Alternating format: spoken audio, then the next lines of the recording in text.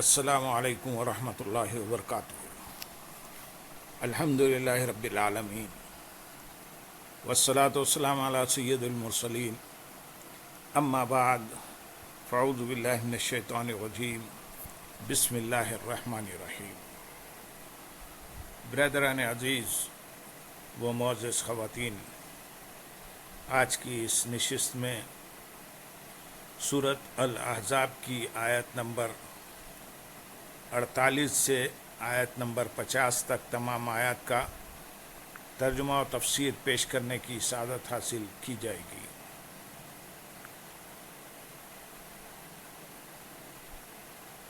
ولا تطع الكافرين والمنافقين ودع أذاهم وتوكل على الله وكفى بالله وكيلا يا أيها الذين آمنوا إذا نكحتم المؤمنات ثم طلقتموهن من قبل أن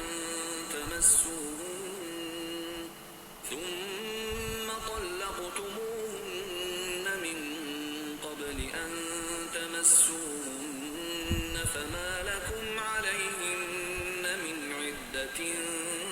تعتدونها فمتعوهن وسرحوهن سراحا جميلا يا أيها النبي إنا أحللنا لك أزواجك اللاتي آتيت أجورهن وما ملكت يمينك مما أفاء الله عليك وبنات عمك وبنات عماتك وبنات خالك وبنات خالاتك اللاتي هاجرن معك وامرأة مؤمنة إن وهبت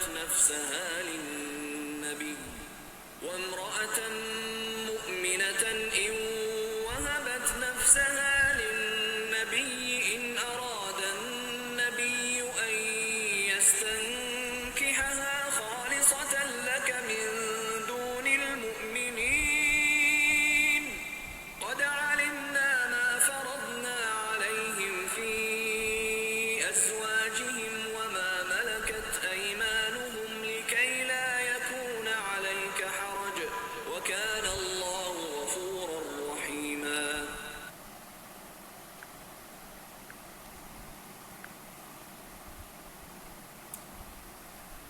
اور کافروں اور منافقوں کی بات نہ مانو اور ان کی ایذا پر درگزر کر دو، اور اللہ پر بھروسہ رکھو، اور اللہ کافی کام بنانے والا ہے۔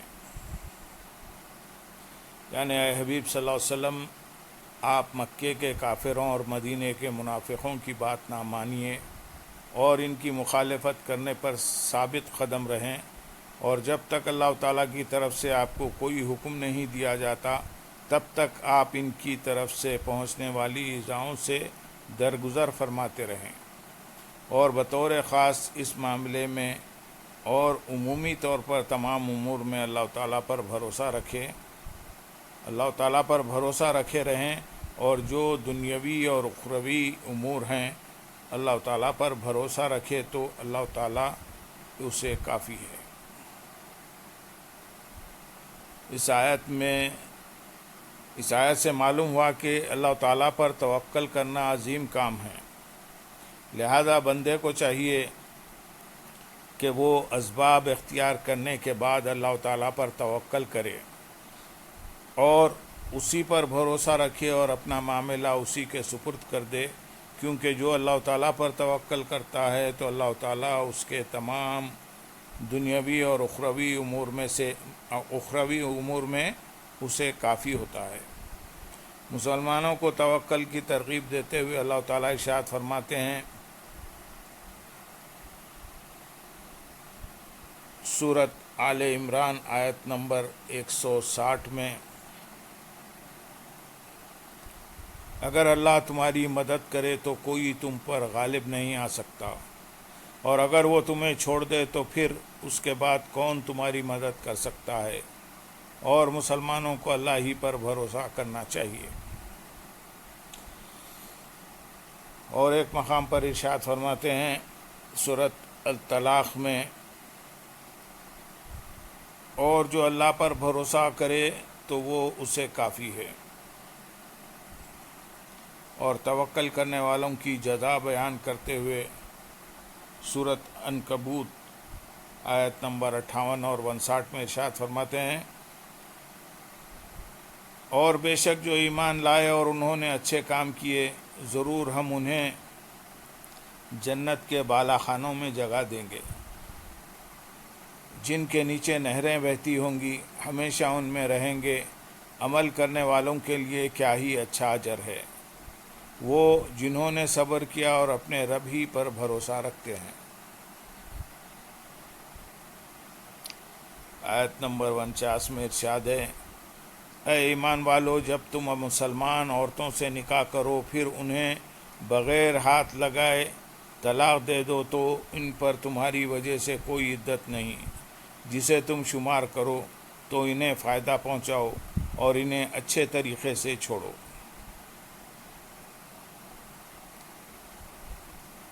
جب تم مسلمان عورتوں سے نکاح کرو پھر انہیں بغیر ہاتھ لگائے طلاق دے دو۔ اس آیت سے معلوم ہوا کہ اگر عورت کو ازدواجی تعلق قائم کرنے سے پہلے طلاق دی تو اس پر عدت واجب نہیں۔ یہاں اس سے متعلق مزید 2 مسائل بیان کیے جائیں گے۔ نمبر 1، خلوت صحیحہ قربت کے حکم میں ہے، تو اگر خلوت صحیحہ کے بعد طلاق واقع ہو تو عدت واجب ہوگی، اگرچہ ازدواجی تعلق قائم نہ ہوا ہو۔ نمبر 2، یہ حکم مومنوں اور کتابیوں دونوں عورتوں کو عام ہے، لیکن آیت میں مومنات کا ذکر فرمانا اس طرف اشارہ کرتا ہے کہ مومنہ سے نکاح کرنا اولیٰ ہے۔ یاد رہے کہ فی زمانہ تمام اہل کتاب حربی ہیں، اور حربیہ کتابیہ سے نکاح جائز نہیں بلکہ ممنوع اور گناہ ہیں، لیکن اگر کر لیا تو نکاح ہو جائے گا، اور یہ حکم بھی اس وقت ہے کہ واقعی کتابیہ ہو، اور اگر نام کی کتابیہ حقیقت میں لا مذہب دہریہ ہے تو اس سے نکاح اصلاً نہ ہوگا۔ آیت کے اگلے حصے میں ارشاد ہے، تو انہیں فائدہ پہنچاؤ۔ فائدہ پہنچانے سے مراد یہ ہے کہ اگر عورت کا مہر مقرر ہو چکا تھا تو خلوت سے پہلے طلاق دینے سے شوہر پر نصف مہر واجب ہوگا، اور اگر مہر مقرر نہیں ہوا تھا تو 1 جوڑا دینا واجب ہے، جس میں 3 کپڑے ہوتے ہیں، اور انہیں اچھے طریقے سے چھوڑو۔ اچھی طرح چھوڑنا یہ ہے کہ ان کے حقوق ادا کر دیے جائیں، اور ان کو کوئی ضرر نہ دیا جائے اور انہیں روکا نہ جائے، کیونکہ ان پر عدت نہیں۔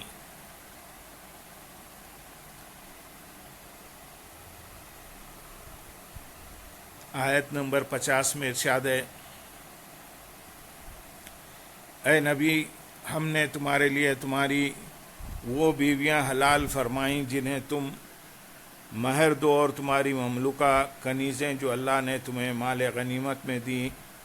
اور تمہارے چچا کی بیٹیاں، اور تمہاری پھوپھیاں کی بیٹیاں، اور تمہارے ماموں کی بیٹیاں، اور تمہاری خالاؤں کی بیٹیاں جنہوں نے تمہارے ساتھ ہجرت کی، اور ایمان والی عورت تمہارے لیے حلال ہوگی، تمہارے لیے حلال کی، اگر وہ اپنی جان نبی کی نظر کرے،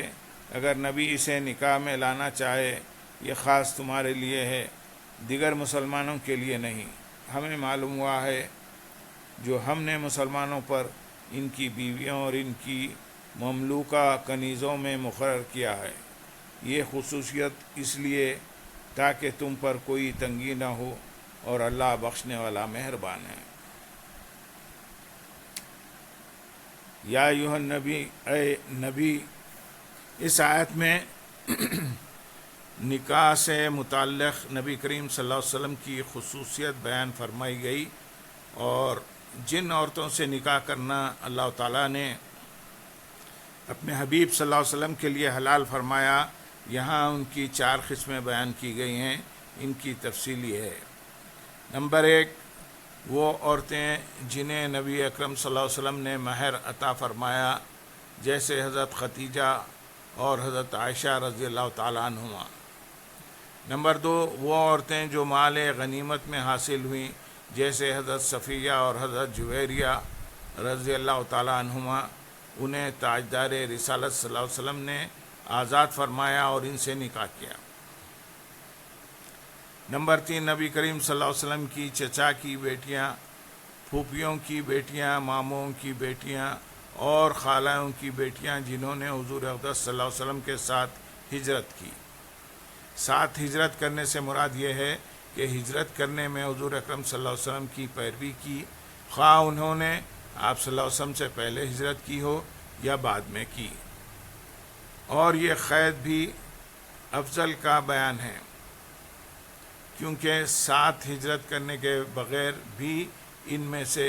ہر ایک سے نکاح کرنا حلال ہے، اور یہ بھی ہو سکتا ہے کہ خاص حضور پرنور صلی اللہ علیہ وسلم کے حق میں ان عورتوں کا حلال ہونا اس قید کے ساتھ مقید ہو، جیسا کہ حضرت ام ہانی بنت ابو طالب کی روایت اس طرف اشارہ کرتی ہے۔ چنانچہ آپ فرماتی ہیں کہ حضور اقدس صلی اللہ علیہ وسلم نے مجھے نکاح کا پیغام دیا تو میں نے بچوں والی ہونے کا عذر پیش کیا، نبی کریم صلی اللہ علیہ وسلم نے میرے عذر کو قبول فرما لیا، پھر اللہ تعالیٰ نے یہ آیت نازل فرمائی تو میں ان کے لیے حلال نہ کی گئی، کیونکہ میں نے نبی اکرم صلی اللہ علیہ وسلم کے ساتھ ہجرت نہ کی تھی۔ نمبر 4، اس مومنہ عورت کو بھی اللہ تعالیٰ نے اپنے حبیب صلی اللہ علیہ وسلم کے لیے حلال کر دیا، جو مہر اور نکاح کی شرائط کے بغیر اپنی جان آپ کو ہبہ کر دے۔ البتہ اس میں شرط یہ ہے کہ رسول کریم صلی اللہ علیہ وسلم اسے نکاح میں لانے کا ارادہ فرمائیں تو وہ حلال ہے۔ حضرت عبداللہ بن عباس رضی اللہ تعالیٰ عنہما فرماتے ہیں کہ اس میں آئندہ کے حکم کا بیان ہے، کیونکہ اس آیت کے نزول کے وقت حضور اقدس صلی اللہ علیہ وسلم کی ازواج میں سے کوئی بھی ایسی نہ تھی جو ہبہ کے ذریعے زوجیت سے مشرف ہوئی ہوں۔ یہ خاص تمہارے لیے ہے، دیگر مسلمانوں کے لیے نہیں، یعنی مہر کے بغیر نکاح کرنا خاص آپ کے لیے جائز ہے، امت کے لیے نہیں۔ امت پر بہرحال مہر واجب ہے، خواہ وہ مہر معین نہ کریں یا جان بوجھ کر مہر کی نفی کر دیں۔ ہمیں معلوم ہوا ہے جو ہم نے مسلمانوں پر مقرر کیا ہے، یعنی ہم نے مسلمانوں پر ان کی بیویوں کے حق میں جو کچھ مقرر فرمایا ہے، جیسے مہر ادا کرنا اور نکاح کے لیے گواہوں کا ہونا اور بیویوں میں باری کا واجب ہونا اور 4 آزاد عورتوں تک کو نکاح میں لانا اور ان کی ملکیت میں موجود کنیزوں کے بارے میں جو احکام لازم کیے وہ ہمیں معلوم ہیں۔ اس سے معلوم ہے کہ شرعاً مہر کی مقدار اللہ تعالیٰ کے نزدیک مقرر ہے اور وہ 10 درہم ہے، جس سے کم کرنا ممنوع ہے، جیسا کہ حدیث شریف میں ہے کہ 10 درہم سے کم کوئی مہر نہیں، تاکہ تم پر کوئی تنگی نہ ہو۔ یعنی اے حبیب صلی اللہ علیہ وسلم، نکاح کے معاملے میں آپ کے لیے خصوصی رعایتیں اس لیے ہیں تاکہ آپ پر کوئی تنگی نہ ہو، اور اللہ تعالیٰ اپنے بندوں کے تمام گناہوں کو بخشنے والا اور ان پر مہربان ہے۔ اللہم صلی علی سیدنا محمد وعلی آل سیدنا محمد وبارک وسلم، وآخر دعوانا ان الحمدللہ رب العالمین۔ سبحان ربی